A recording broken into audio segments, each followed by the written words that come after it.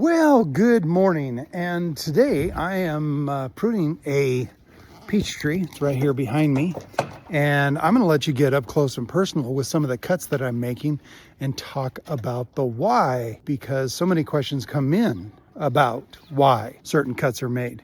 This branch is completely dead. If you look closely, you can see how the wood actually looks like it's a little bit raisin-ish or prune. And by prune, I mean the wrinkled fruit that Grandpa eats.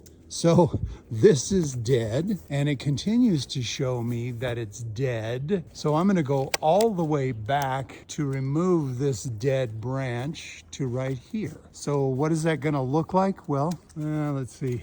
I think my clippers might be able to get through that.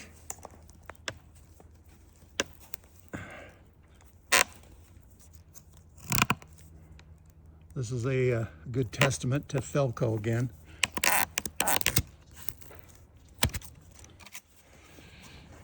Nope, don't love the cut. I'm gonna have to come back in with a saw. I'm gonna trim it off right here because that's left way too long. Here's another dead one that I'm gonna have to come back and trim right here, which doesn't have a real great healing opportunity like this one would.